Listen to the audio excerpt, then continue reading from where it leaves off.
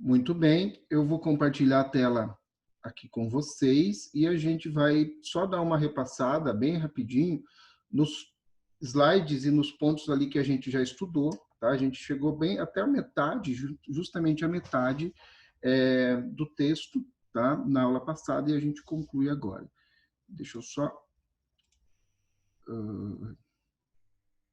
compartilhar aqui com vocês. Muito bem, vocês já devem estar vendo. Eu vou desaparecer aqui e maximizar.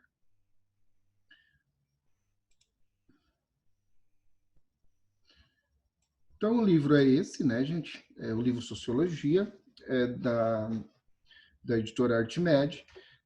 Nós temos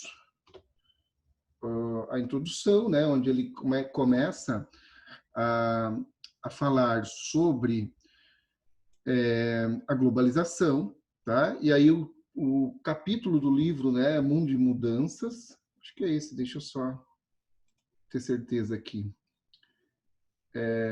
O título do capítulo é O Mundo em Mudança, justamente, tá? Vocês têm também o livro em PDF, não é o mesmo livro, tá? Você deve ter visto lá, não é esse livro aqui, é um outro livro que está traduzido em português de Portugal, tá? E que está com marcações e comentários já nessa primeira parte aqui, nesse capítulo 3, beleza? Aí ele fala do supermercado, né, que é um campo sociológico onde a gente consegue perceber esse processo de globalização em atuação.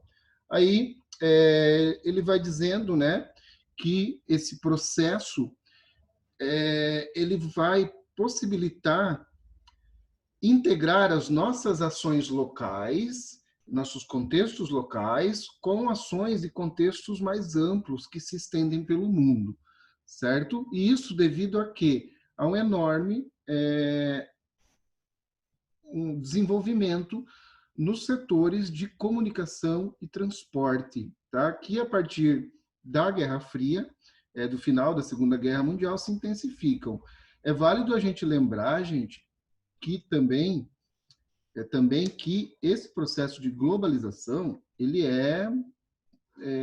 lá do século XVI, né? Quando as navegações começam a circunnavegar o mundo, tá? A encontrar diferentes continentes, tá? Começa-se a, a, a existir, tá? Um intercâmbio muito mais frequente de culturas e de comércio, tá? A globalização a gente pode dizer que começa ali. Ela vai até a era moderna, até a segunda revolução industrial, né? Andar a passos largos, e aí a partir da segunda revolução industrial ela começa a saltar, né? A fazer salto triplo, tá? E principalmente depois da Segunda Guerra Mundial, ali da Guerra Fria, nós temos então essa intensificação absurda no processo de globalização. A globalização está mudando a forma como o mundo se apresenta e a maneira como olhamos para o mundo, tal. Aqui ele fala das dimensões do processo, né? Que a globalização ela não é apenas um fenômeno da economia e do comércio, ela é um fenômeno também político, social e cultural. Porque essas áreas da sociedade elas passam a ser afetadas e a se transformarem também à medida em que o processo avança. Depois, fatores que contribuem, né? Ele cita, né, que no pós-guerra deu uma profunda transformação no âmbito de intensidade do fluxo das telecomunicações, a Guerra Fria é bastante responsável por isso. Depois nós teremos, ali na década de 60 ainda, o recurso do satélite, tá? Que a partir da década de 60 começa a se banalizar, ou seja, a se tornar cada vez mais frequente, tá? Aí a internet, né, a partir dos anos 90, tá? E o salto das comunicações a partir da internet. Aqui, né, linhas de telefone, falamos desses gráficos também, aqui acesso a telefone, televisão e comunicação online, né, que vai aumentando de forma trágica à medida que o tempo passa. Fatores que contribuem também é que a integração da economia mundial, que a economia ela não se assenta, né, primordialmente mais na agricultura ou na indústria, tá? Ela está cada vez mais voltada e cada vez mais diversificada, tá? Voltada para produtos, atividades leves e intangíveis, né? Como, por exemplo, as tecnologias. Aspectos da economia processam-se hoje em dia através de redes internacionais, não se limitando às fronteiras. E aí aquele grande primeiro ponto que o Anthony Giddens acaba observando, tá, da questão entre o Estado e as fronteiras desses Estados, tá? As causas da globalização crescente, né? Mudanças políticas, integração, o final da Guerra Fria ali, né? Com a integração dos países soviéticos ao mundo ocidental, aumento de mecanismos internacionais e regionais de governo, tá? Como, por exemplo, a União Europeia, né? O Brexit lá.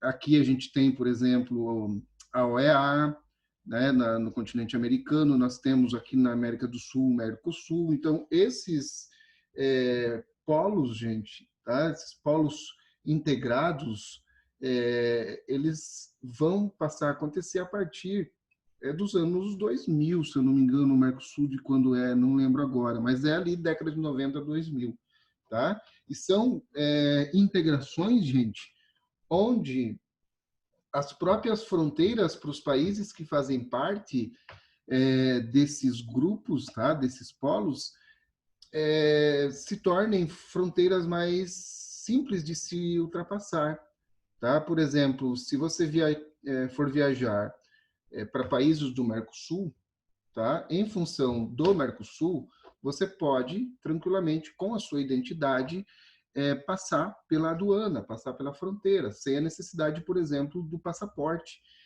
que é obrigatório quando você vai para um país que não está no Mercosul, certo? Com relação à União Europeia, gente, além dessa integração das fronteiras, eles vão ter também uma moeda única, né? Quando surge o euro, é uma integração das economias ali, tá? Hoje em dia tem muitos países, alguns países, né, estão revendo essa questão monetária porque entendem que as suas moedas locais, elas teriam um valor maior, tá? E que estão perdendo dinheiro por causa da integração, que é o caso, por exemplo, da Inglaterra, apesar de que essa questão do Reino Unido ali, ela também é uma questão ideológica muito forte, né? A gente tem que observar também isso. Aí, deixa eu continuar aqui, só para dar uma dinâmica na nossa aula.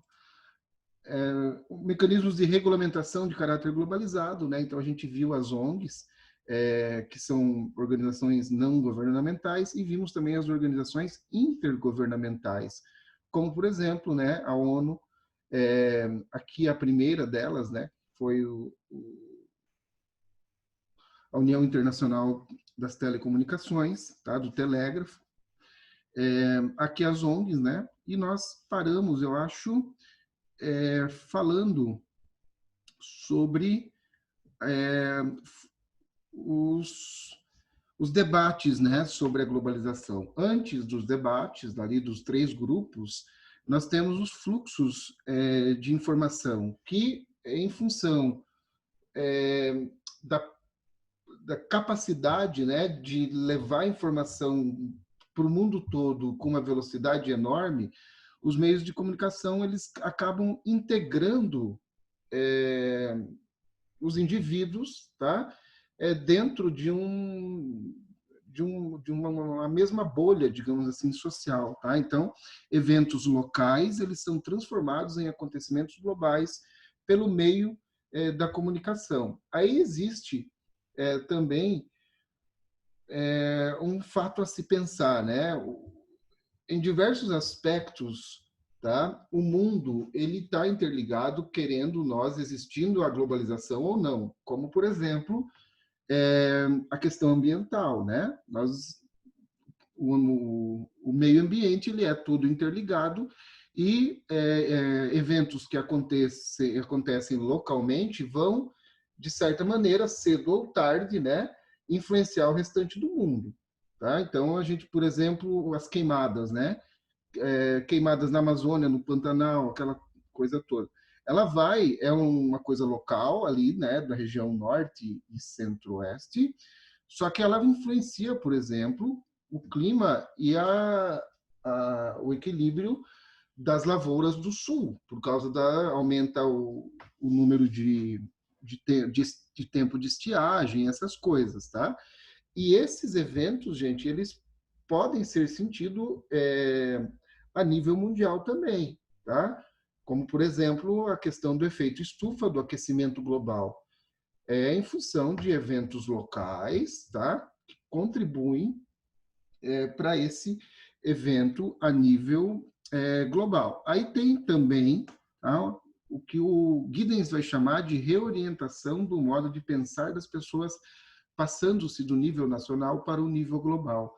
Então, muitas políticas públicas, gente, quando elas são assumidas por determinados governos, elas têm essa preocupação ou não preocupação, né, de pensar o planeta como um todo. Tá? Políticas ambientais, por exemplo, elas levam isso muito a sério, tanto que a gente está vendo, né, o nosso país sendo utilizado de exemplo aí fora do Brasil, né, como um mau exemplo, digamos assim, nessa questão do tratamento ambiental. E isso pode desencadear reações, né? Reações econômicas, perda de mercado, sanções, entre outras coisas. Tá? Então, tanto para o Brasil, por exemplo, que está nessa situação, né, de vilão ambiental do mundo, agora, os outros países também estão preocupados com o que acontece no Brasil, por quê? Porque eles estão pensando a nível global, tá? A nível mundial. Então, ontem teve o debate, né, presidencial dos Estados Unidos, lá o primeiro, né, de uma série, e esse tema foi abordado, né? O outro candidato lá disse que quando entraram no assunto ali meio ambiente, que ele criaria um fundo para a Amazônia, né? O que ele faria? Ele doaria lá, não sei, 20 bilhões, eu acho, tal, para acabar com as queimadas, e se não acontecesse, o Brasil teria que responder às sanções econômicas, certo? Então, percebam que é um evento local sendo tratado a milhares e milhares de quilômetros, mas por quê? Porque há um pensamento global interligado entre todos os governos, certo? Voltando aqui. Aí nós falamos da questão da identidade, né? Que a própria ideia de nacionalismo está sendo revista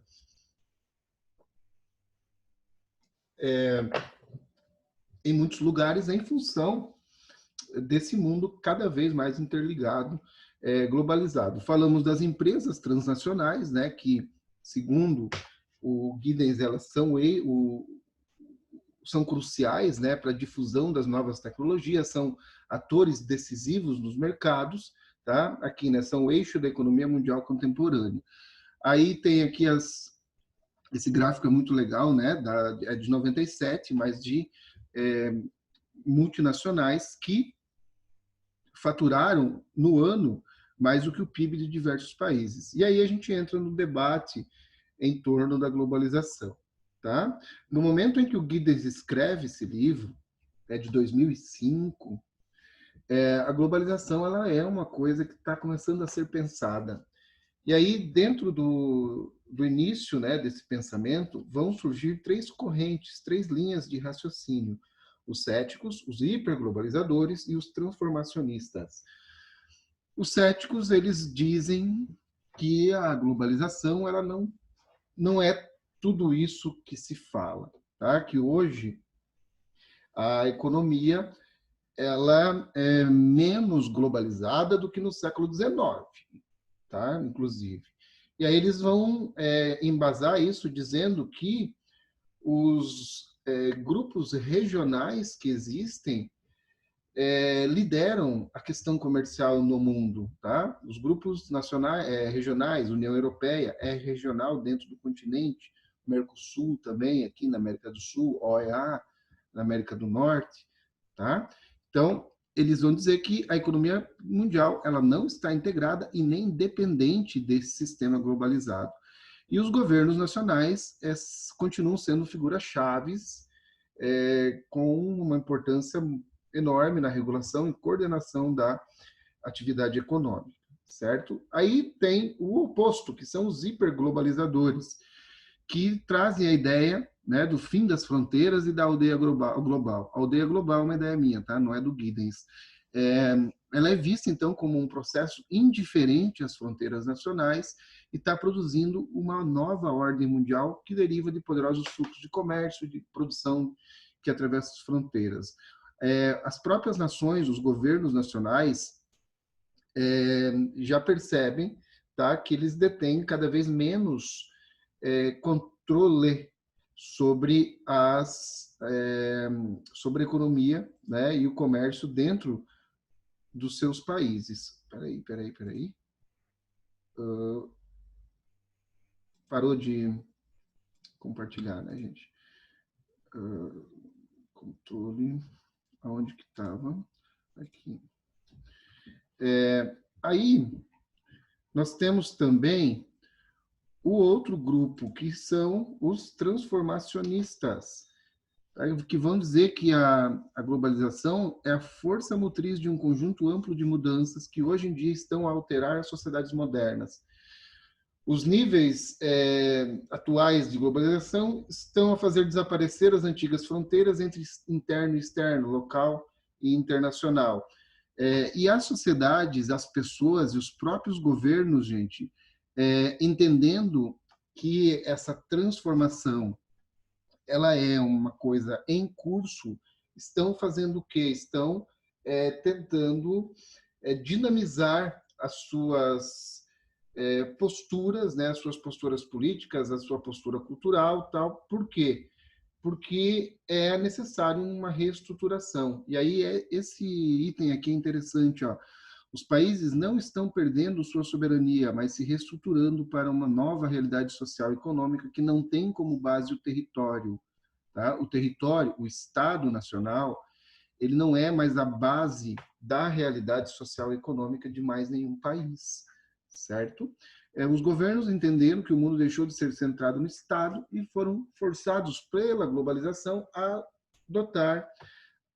adotar uma postura mais ativa e voltada para o futuro. Aí, gente, tem ainda o que ele diz, né? Que a posição que mais se aproxima da verdade é a dos transformacionistas, tá? Porque os céticos eles estão equivocados, tá? Porque eles não se dão conta de que o mundo está mudando e que os mercados estão se tornando mundiais, tá? E os hiperglobalizadores veem o fenômeno demasiadamente em termos econômicos, tá? Somente na economia, e como um processo excessivamente unilateral, quando, na verdade, a globalização é uma questão muito mais complexa. Eu estou corrigindo aqui, gente, tá? Vocês me desculpem, mas é porque eu peguei algumas coisas do texto e ele está em português de Portugal. Aí, ele vai dizer o seguinte, eu estou lendo o livro agora, tá? A globalização não é um processo de sentido único, ao contrário do que alguns afirmam, mas um fluxo de imagens, informações e influências em dois sentidos. A migração global, os meios de comunicação e as telecomunicações estão a contribuir para a difusão de influências culturais. As cidades globais mais fervilhantes do mundo são, em grande medida, multiculturais, onde grupos étnicos e diferentes culturas se intersectam e vivem lado a lado. Segundo os transformacionistas, a globalização é um processo descentrado e reflexivo, caracterizado por uma série de ligações e fluxos culturais que operam de forma multidirecional. A globalização não pode ser vista como algo conduzido a partir de uma parte do mundo em particular, pois é o produto de numerosas redes globais interligadas. E aí a gente vai ver também mais tarde como essa questão, a questão cultural, né, da globalização, como ela mexe, por exemplo, com valores, com posturas, contradições, tá? A nível global. Aqui nós paramos na última aula, gente. Tem aqui, ó, não sei se vocês já leram lá no texto ou já viram no slide que eu postei, tá? Que ó, tem os hiperglobalizadores, céticos, né, e transformacionistas. E aí o que ele faz uma tabelinha aqui, né? O que eles acham sobre alguns temas, né? O que há de novo, os hiper, né? Uma era global, os céticos, blocos de comércio, formas de geogovernança mais fracas do que em períodos históricos anteriores, os transformacionistas, níveis historicamente sem precedentes de interligação global. Aí características, conceito, né, da globalização, uh, trajetória, trajetória histórica, argumento principal, isso aqui é legal, ó, o fim do Estado-nação, tá? Os céticos, né? A internacionalização depende da concordância e do apoio do governo, e os transformacionistas, a globalização está a transformar o poder dos governos e a política mundial, tá? São dois grupos aqui, ó, características dominantes, né? Poder dos governos, em declínio ou erosão, reforçado ou aumentado, reconstituído e reestruturado. Aí, gente, nós entramos num outro tópico, que é o impacto da globalização das nossas vidas. E dentro desse tópico, tá, ele vai falar do individualismo, ele vai falar da família do trabalho, tá, dos padrões de trabalho, entre outras coisas, certo? Aí ele diz o seguinte, ó, à medida em que as sociedades em que vivemos sofrem profundas transformações, as instituições que antigamente se sustentavam tornaram-se obsoletas. Essas instituições, gente, ele está falando das questões tradicionais, tá? Desde a questão religiosa, né, a igreja, e todos os aspectos sociais e culturais, né, que se difundem dentro de uma sociedade a partir da religião, com a globalização, eles vão, não digo desistir num primeiro momento, mas eles vão sofrendo a influência de valores externos, tá? E aí ele vai dizer que isso nos obriga a uma redefinição de determinados aspectos íntimos e pessoais das nossas vidas, como a família, os papéis de gênero, a sexualidade, a identidade pessoal, as nossas interações com os outros e a nossa relação com o trabalho. Graças à globalização, a forma como nos concebemos a nós próprios e a relação com as outras pessoas estão a ser profundamente alterados. E aí ele vai dizer, gente, a partir dessas ideias centrais aqui, ele vai mostrar alguns exemplos, né? Como, por exemplo, o papel da mulher. A mulher, ela na sociedade tradicional, tá? O papel da mulher era qual? Era o lar, né? O de ser a dona de casa e de dar muitos filhos, né? Para o marido e cuidar desses filhos. Só que com o mundo se globalizando, gente, o papel da mulher na sociedade ele vai se alterando também. E aí a mulher vai para o mercado de trabalho e a saída da mulher para o mercado de trabalho vai mudar, por exemplo, o padrão ali onde é, ela se casaria, tá? Onde eu digo no tempo, me expressei mal, tá? Vou usar as palavras do Giddens. Essa entrada da mulher no mundo do trabalho muitas vezes faz com que ela adie o seu casamento, deixe para depois, certo? E isso é uma dinâmica nova, digamos assim, dentro da sociedade chamada tradicional. Outra coisa, a questão dos filhos. A mulher no mercado de trabalho, muitas vezes, ela vai optar, né, por ter filhos um pouco mais tarde. Quando ela tem os filhos, tá, ela vai ficar ali afastada do mundo do trabalho durante um período muito pequeno. Se a gente for olhar comparando com momentos da nossa história passada, tá? Onde a mulher ela tinha o filho e ela permanecia com esse filho, né? Até ali praticamente toda a infância. Hoje não. Hoje a mulher ela fica com o filho, eu não sei de quantos meses que é o 4 meses, tem 4 meses de licença, né, maternidade, e depois ela volta para o mundo do trabalho. E o que acontece? É isso mesmo, Dani, obrigado.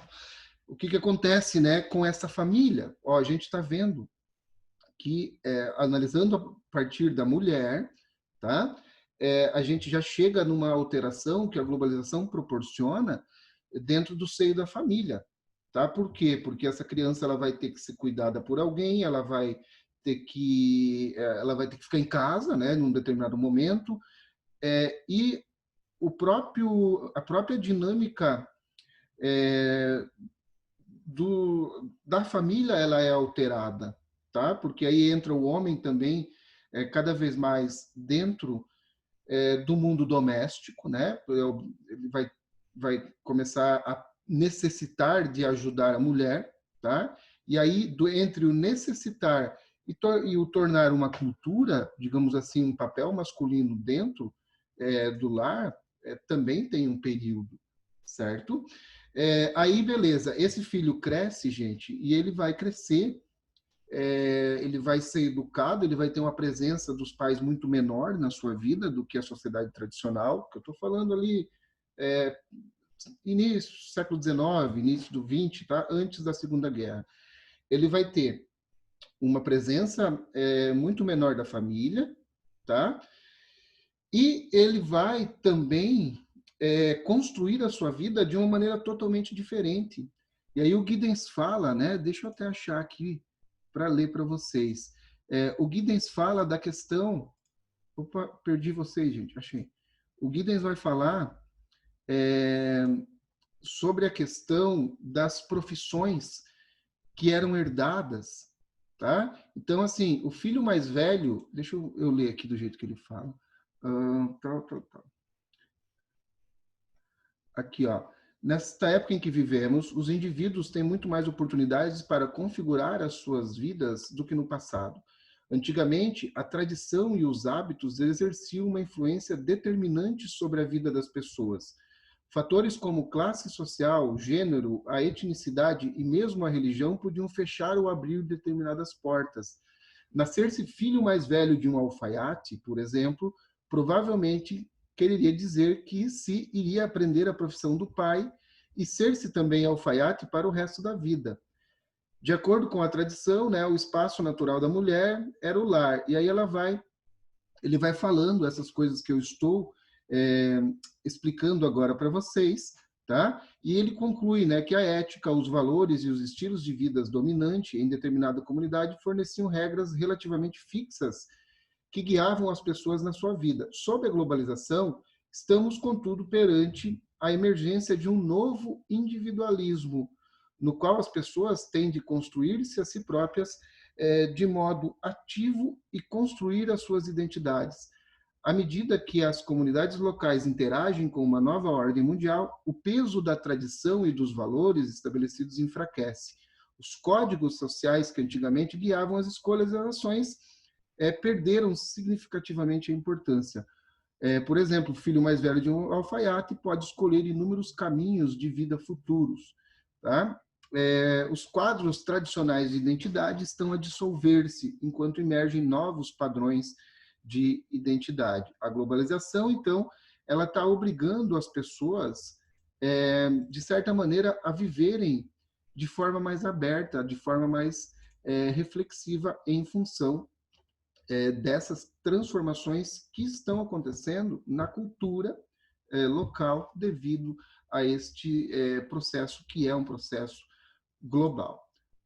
Aí deixa eu continuar aqui, nós temos mais 7 minutinhos antes de cair, tá bom? Aí tem aqui, né? Graças à globalização, a forma como concebemos a nós próprios e a relação com as outras pessoas estão a ser profundamente alterados. O novo individualismo, né? Então aqui foi aquilo que eu li para vocês, a identidade e tal, as regras, à medida que os códigos sociais que antigamente guiavam as escolhas perderam significativamente a importância. E aí, gente, existe a necessidade de manter o equilíbrio entre família e trabalho, tá? Ele vai dizer, né, os pais têm atualmente menos disponibilidade de tempo para estar com os filhos do que sucedia em décadas anteriores. Consequentemente, deu-se um aumento significativo da percentagem de crianças inscritas em infantários. Infantários devem ser as creches, tá, gente? Eu não traduzi como creches porque eu não tinha certeza e fiquei com preguiça de procurar. E achei bonita também a palavra.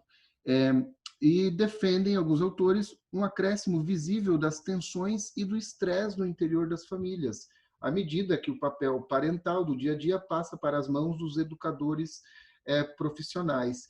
E isso aqui, gente, eu achei maravilhoso, tá? Essa observação, porque a gente está vendo agora, ao longo da pandemia, né, uma situação onde os pais tiveram que ficar em casa, tá? E foram obrigados a ficar com os filhos. E eu não sei vocês, mas eu já tive acesso a inúmeros relatos, né? Nós temos grupos de professores, assim, aí geralmente vem um print de alguma coisa, alguma mensagem, né? Das mães, principalmente as mães que vão ficar responsáveis ali, né? Por conduzir esse estudo remoto, tal, que as mães elas não têm paciência, elas aí às vezes dizendo, né? Falando, não sei como que tem o como é que não sei como as professoras conseguem, né? São heroínas, né, para conseguir fazer com que este capeta faça as coisas direito, tal. Então, a gente tá vivendo um surto, digamos assim. Por quê? Porque não há mais o costume, não há mais o hábito desse convívio durante tanto tempo entre a própria família, tá? E principalmente as mães, os pais, mães, e os filhos que passam muito mais tempo na escola, né? Muito mais tempo com os seus professores do que com os seus pais, muitas vezes. Tá? E aí, quando esse sistema, né, essa dinâmica ela é quebrada, surgem os estresses. Tá? E o Giddens, gente, ele está falando isso de 2005, e quando ele está analisando o contrário, a situação inversa, tá? Que era uma situação que vem de um momento onde os pais eles ficavam muito mais tempo com os filhos para uma situação onde eles estão ficando menos. E aí acontece também esse estresse, né? Esse estresse, essa tensão no interior das famílias. Tá? E hoje a gente está vivendo de novo esse estresse, essa tensão, só que pelo motivo contrário. Aí, ali, né, mesmo as mais pequenas escolhas que fazemos no dia a dia, o que vestir, como ocupar os tempos livres, como cuidar da saúde e do físico, são parte integrante de um processo contínuo de criação e recriação das nossas... Opa, cadê? Perdi. Identidades pessoais. O Giddens, ele fala, deixa eu ver se tem alguma coisa aqui também, sobre isso, deixa eu achar aqui, só um pouquinho.